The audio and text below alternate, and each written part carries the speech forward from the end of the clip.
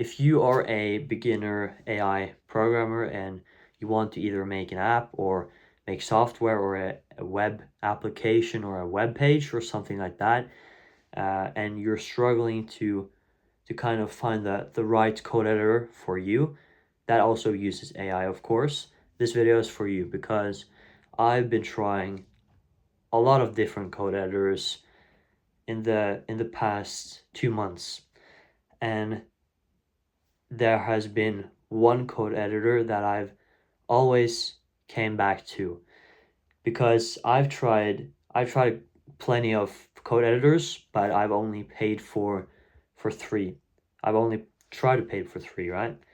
And those are Cursor and Replit and Lovable. And the one that I've stuck to now for quite a bit, and the one that I think I will stay, that I will continue using for quite a long time now is Cursor. And the reason I chose Cursor and the reason I think you should choose Cursor as well is that first of all, I think it's or like you get more for the money you spend compared to at least Lovable, in my opinion, because you have to it's like it's $20 for all the programs, but when you reach a prompt limit on Lovable, you have to start paying, or I'm pretty sure it just stops at 100 and then it resets the next month. But while on Composer, Cursor, you get like 500, while on Lovable and Replit, you probably get like 100 to 200. So you get so much more from Cursor. And a big thing that might scare a lot of people, that scared me the first time because I tried Cursor. The first AI code editor that I tried was Cursor, right? But I just looked at the interface and it was so complicated to me. I didn't know where I would what I would do and where the right things are and all of that.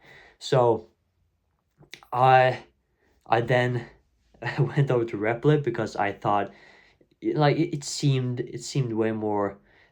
I just went on YouTube, and I searched best or like simplest AI code editors for beginners or something like that, and Replit showed up, and I tried it. I paid for it, and it was good at first, but then I didn't like it that much because first of all, the main reason was because it I didn't see the purpose of all the different tools.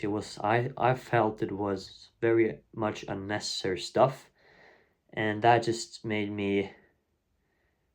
I just didn't like it pretty much, and again, it were pretty expensive, uh, and a theme that I've seen while trying these three code editors is that the most simplest and the most user-friendly ones are often the most expensive because kind of the user-friendliness uh, is like in the price itself.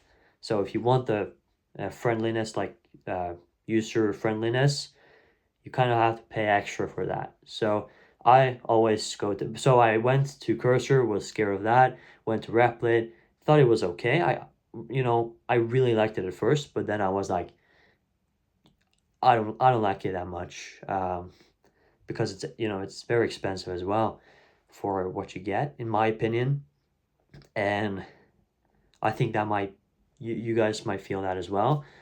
And then I went to Cursor again, and I I really started to get the hang of it, and I started liking it way more than I first did, because then I understood how to use it. I used a cursor composer to give a prompt what to make, and I just understood the structure of a web page way more than I used to, and I just got the hang of it quite a bit more.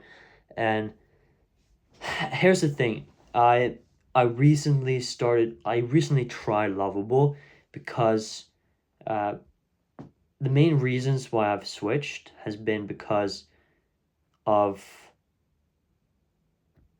you know, it's like you get a, or like you meet a big challenge, right? Or you mess up something and you start becoming demotivated, and then you try to look at new things, and new things start popping up because of course, there's competition to those different AI editors.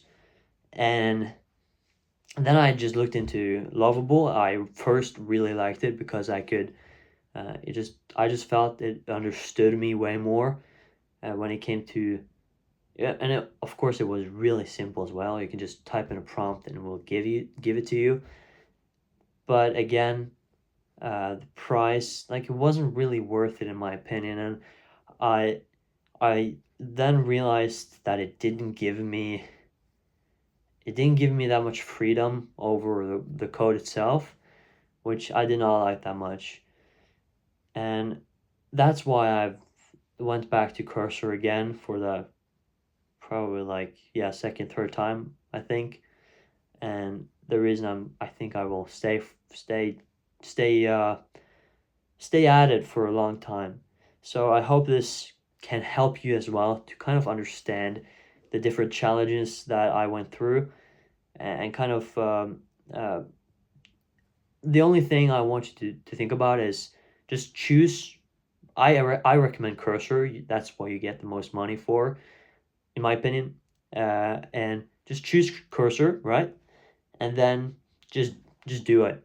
You get the shiny object syndrome all the time because you face challenges like, oh, I don't know how to do this in Cursor, or that, or X, Y, Z. But uh, the the real the real answer to this is just do more, get better at it.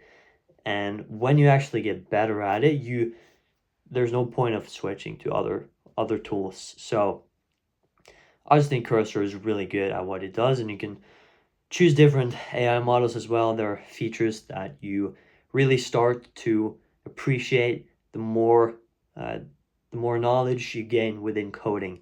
So I hope this video was useful in some way. I know I spoke for quite a bit, but I hope, the purpose of all of the speaking was kind of to give you the context, and give you different scenarios of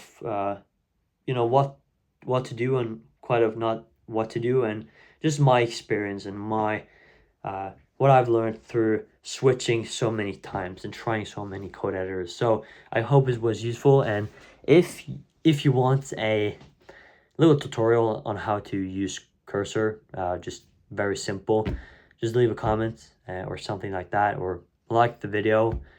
Let's say 100 likes. If it gets 100 likes, I'll make a little tutorial for you. So that was pretty much it, and I'll see you in the next one.